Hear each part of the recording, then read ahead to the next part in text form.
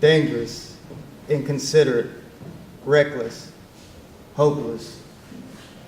These were some of the words used to describe me and the life I was living just 2 years ago.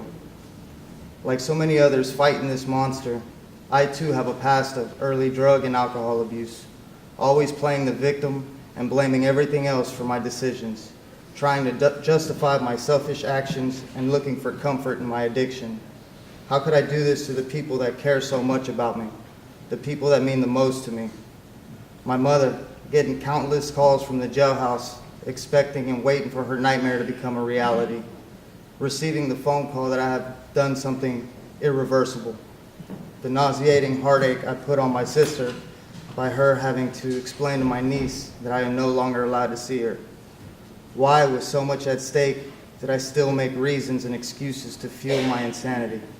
I can go on and on about my fast path to my inevitable destruction, but I'm here to tell you about the solution. August 6, 2016, I got arrested for my second DWI and landed in Your Honorable Don Smith's courtroom with two options: jail or live life on life's terms in sober court program. It should have been a no-brainer, but I had my doubts about my success. I had never lived a sober life after the age of 13. All I've ever known was a life that revolved around alcohol. It consumed every aspect of my life, whether it was where or who I associated with, or if I was even going to work that day. I already had this made-up image in my mind of what I thought living in sobriety was like. To be honest, I didn't think me not drinking alcohol would ever be possible.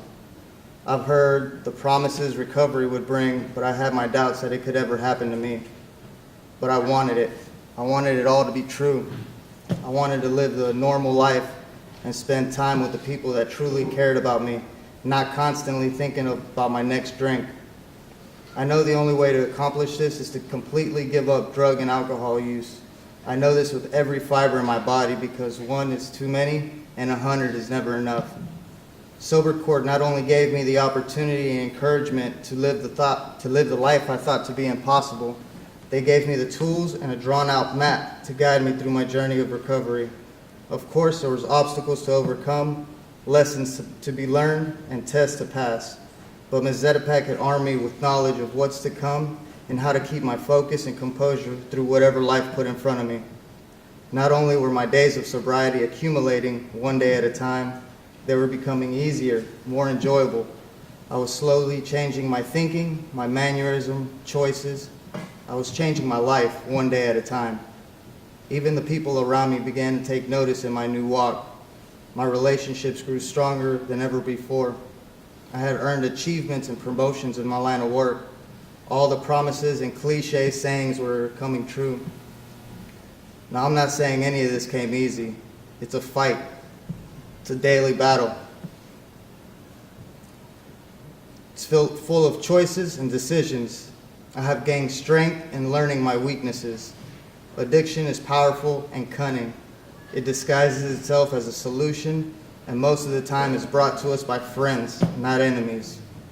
My case manager, Ms. Jessica Rushing, has stood in my corner from the beginning and has lent a hand in pulling me out of the darkest time of my life and giving me a gift of sobriety and recovery. It can't be bought or traded, only maintained and fought for.